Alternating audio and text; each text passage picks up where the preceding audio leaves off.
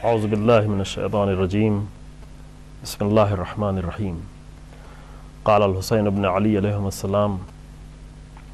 یا شیعۃ آل ابی سفیان ان لم یکن لکم دین وکنتم لا تخافون المعاد فکونوا احرارا فی دنیاکم۔ حسین بن علی نے مدینے سے مکے اور مکے سے کربلا اور خاص کر عاشور کے دن جو کلمات استعمال کیے ہیں، جو جملے ہیں، جو خطبات ہیں، اس میں حسین ابن علی کا پورا مقصد چھپا ہوا ہے، اور وہ تمام شعار اور تمام نعرے اور تمام مقاصد حسین ابن علی کے اس سے روشن ہیں۔ اور بہتر یہ ہے کہ حسین ابن علی کو اور حسینیت کو حسین ابن علی ہی کی زبان سے سمجھا جائے، اور شاید اگر حسین ابن علی کی زبان سے سمجھا جائے تو بہتر سمجھنا ہوگا، کیونکہ اگر ایک انسان کی زبان سے سمجھا جائے گا، ہم جیسے انسان کی زبان سے، تو ہم جتنا سمجھیں گے اتنی سمجھا پائیں گے۔ ہم اگر غلط سمجھیں گے تو غلط سمجھائیں گے، ہم اگر ناقص سمجھیں گے تو ناقص سمجھائیں گے، لیکن اگر حسین ابن علی کے کلام سے سمجھا جائے تو وہ بہترین سمجھ ہوگی اور بہترین حسینیت کی پہچان ہوگی۔ یہ جملہ جو حسین ابن علی کے میں نے آپ کے سامنے پیش کیا، یہ تقریباً آخری جملے تھے جو امام نے مخاطب ہو کر یزیدی لشکر سے فرمایا، بہت ہی حساس وقت میں۔ یہ اس وقت کی بات ہے جب حسین ابن علی آخری حملے کر رہے تھے، جب امام نے حملہ کرنا چاہا، جب امام تنہا تھے اور کوئی بھی نہیں تھا، تو امام کے سامنے ایک مشکل تھی کہ امام کو حملہ بھی کرنا تھا اور پیچھے خیموں کی بھی حفاظت کرنی تھی، لہذا بار بار حملہ کرتے تھے اور دشمن فرار کرتا تھا، حسین ابن علی کی زبان سے لا حول ولا قوت الا باللہ کا جملہ نکلتا تھا، ادھر خیموں میں بیویوں کو سکون مل جاتا تھا، دل ٹھہر جاتا تھا کہ میرا آقا ابھی زندہ ہے، میرا بھائی ابھی زندہ ہے، میرا بابا ابھی زندہ ہے۔ حملہ کرتے کرتے امام نہر فرات کے قریب پہنچ گئے۔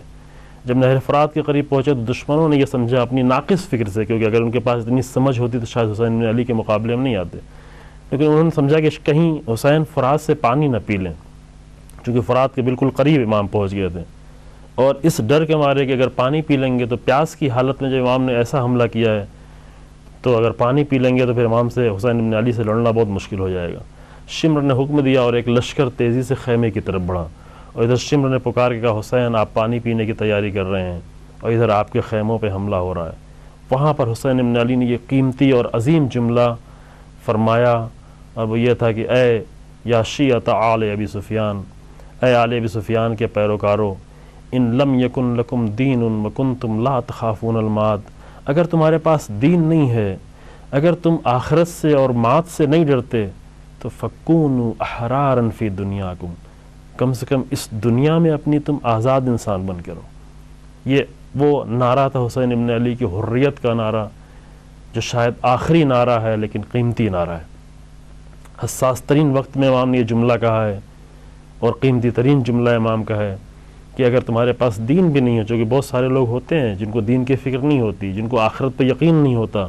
جو بہت کچھ کر رہے ہوتے ہیں اس لیے کہ ان کو یقین، اس بات کا باور نہیں، اس بات کا یقین نہیں کہ بعد میں ہمارے ساتھ کچھ ہونے والا ہے، جیسے قرآن کہتا ہے کہ مر جائیں گے، ختم ہو جائیں گے۔ لیکن اگر انسان کو دین بھی انسان کے پاس نہیں ہو، آخرت کی بات بھی نہ ہو، تب بھی کم سے کم اس دنیا میں ایک آزاد انسان کی طریقے سے اسے زندگی گزارے۔ اور امام نے یہی تقاضا کیا تھا کہ اے لشکر عمر سعد، اے پیروان ابو سفیان، اگر تمہارے پاس دین اور مات کچھ نہیں ہے تو کم سے کم آزاد انسان بن کر اس دنیا میں زندگی گزارو۔ اور آزاد انسان ہونے کا تقاضا یہ ہے کہ فرجعوا الی حسابکم، کم سے کم اپنے حسب نسب کا تو خیال کرو، تم عرب ہو، ایک شجاع، ایک صاحب حسب نسب انسان، اس کی شرافت کا تقاضا یہ نہیں ہے کہ کسی انسان کے ہوتے ہوئے اس کے خیموں پر حملہ کیا جائے۔ ظاہراً بہت ہی دردناک وقت میں امام نے یہ جملہ کہا، لیکن یہ جملہ امام کا قیامت تک کے لیے ایک نعرے کی حیثیت رکھتا ہے کہ ہر انسان احرارا فی دنیاکم، آزاد بننا چاہے۔ آزادی حسین ابن علی کا نعرہ ہے، اور امام نے واقعاً آ کر آزاد کر دیا ہے، چنگل سے، شیطنت کے چنگل سے، ظلم کے چنگل سے، امت محمدی کو، پیغمبر اکرم صلی اللہ علیہ وسلم کی امت کو آ کر آزاد کیا، اور حسین ابن علی نے اپنے خون کے ذریعے سے آزاد کیا۔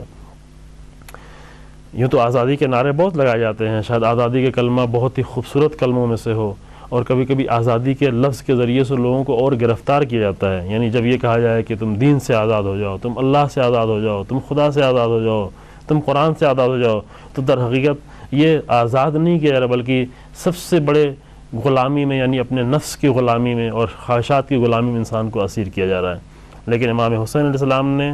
آ کر یہاں پر کربلا میں اپنے ساتھیوں کو بھی ہر طرح کی باطل گرفتاریوں سے آزاد کیا، اور آ کر آخری وقت میں آزادی کا پیغام بھی دیا. تو اس آزادی کے پیغام کے ذریعے سے یہ تقاضا یہ سمجھا جا سکتا ہے کہ دنیا میں انسان کے لیے بہت ساری چیزوں سے آزاد اس کو ہونے کی ضرورت ہے، اپنے خواہشات سے آزاد ہونے کی ضرورت ہے، باہر کے گرفتاریوں سے آزاد ہونے کی ضرورت ہے، چونکہ ہر طرف سے انسان کو جکڑا جا رہا ہے، انسان کو گرفتار کیا جا رہا ہے. انسان اگر اپنی زندگی میں اپنے اطراف میں ادھر ادھر نگاہ کرے تو کتنی چیزوں کے ذریعے سے اس کو جکڑا گیا ہے، کتنی چیزوں سے اس کو گرفتار کیا گیا ہے. بہت سارے احکام اسلام میں اور بہت سارے دین میں احکام جو ہے اس کا ایک فلسفہ یہ ہے کہ انسان کو اس کے ذریعے سے آزاد کیا جائے. واقعاً امام علیہ السلام کے یہ جملہ جو امام فرماتے ہیں بہت ہی عظیم جملہ ہے کہ ان اللہ نے تم کو آزاد پیدا کیا ہے، اللہ نے انسان کو آزاد پیدا کیا، فلا تکن عبد غیرک وقد جعلک اللہ حرا، تم کسی کے غلام بن کے نہیں رہو جبکہ اللہ نے تمہیں آزاد پیدا کیا ہے. انسان غلام بننے پہ آتا ہے تو وہ یزید کا بھی غلام بن جاتا ہے، فرعون کا بھی غلام بن جاتا ہے، نمرود کا بھی غلام بن جاتا ہے. اور ان غلامیوں کے ساتھ ساتھ سب سے بڑی غلامی اپنے نفس کی غلامی ہوتی ہے. یعنی واقعاً راہ حسین ابن علی پر چلنے کے لیے دو طرح کی، ایک باہر کے غلاموں سے اپنے آپ کو آزاد کرنا ہے، دوسرے اپنے اندر کے غلام سے. یہ اندر کا جو نفس ہے، جو یہ فرعون ہے، جو نمرود اندر بیٹھا ہوا ہے، یہ بھی کوئی چھوٹا فرعون نہیں ہے. دو طرح کی غلامی، یعنی واقعاً حسین ابن علی کا ذکر کرنا، حسین ابن علی کی یاد منانا، حسین ابن علی کے لیے گریہ کرنا،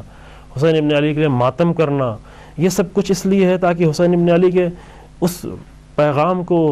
کی اس روح کو سمجھے جو امام نے سخت ترین حالات میں دی ہے. اور شاید سب سے زیادہ سخت حالات میں امام حسین علیہ السلام نے حریت کا پیغام دیا، آزادی کا پیغام دیا، سب کو مخاطب کر کے پیغام دیا. خوب آزاد ہونے کے لیے کیا کرے انسان، کون سا راستہ اپنائے؟ دیکھے پہلے کہ کون ہمیں گرفتار کرنا، کن لوگوں کے ہم اسیر بن رہے ہیں، باہر کا دشمن ہمیں کس طرح اسیر کر رہا ہے، کن چیزوں کے ذریعے سے اسیر کر رہا ہے، اور اندر کا ہمارا نفس ہمیں کتنا اسیر کر رہا ہے، اور ہمارے 24 گھنٹے کے لمحات کتنا زیادہ گرفتاری میں گزر رہے ہیں، کتنا زیادہ انسان اسیری کی حالت میں زندگی گزار رہا ہے. آزاد ہونے کا راستہ بھی حسین ابن علی نے، نعرہ بھی امام حسین علیہ السلام نے دیا ہے، راستہ بھی حسین ابن علی نے بتایا ہے.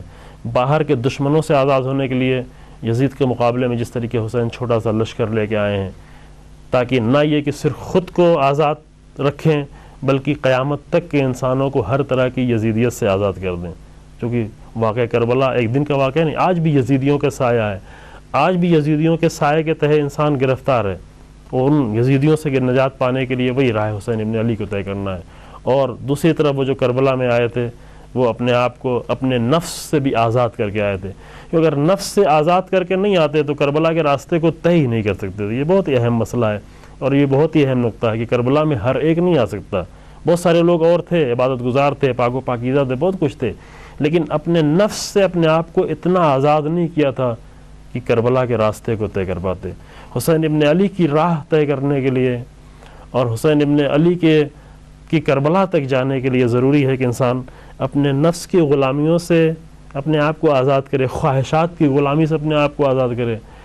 غضب و نفرت کی غلامیوں سے اپنے آپ کو آزاد کرے. یہ اندر کی آزادی ہے. اور دوسرے باہر کے ظالموں سے اپنے آپ کو آزاد کرے، وقت کے یزیدوں سے اپنے آپ کو آزاد کرے، وقت کے فرعونوں سے اپنے آپ کو آزاد کرے. اور اس آزادی کا نتیجہ اگرچہ وہ ایک چھوٹا ہی سا معاشرہ کیوں نہ ہو، اگرچہ 72 ہی لوگ کیوں نہ ہوں، لیکن وہ اتنا حسین اور اتنا خوبصورت ہو جاتا ہے کہ قیامت تک کے لیے وہ نمونہ بن کے رہتا ہے. کربلا والوں کی یاد کے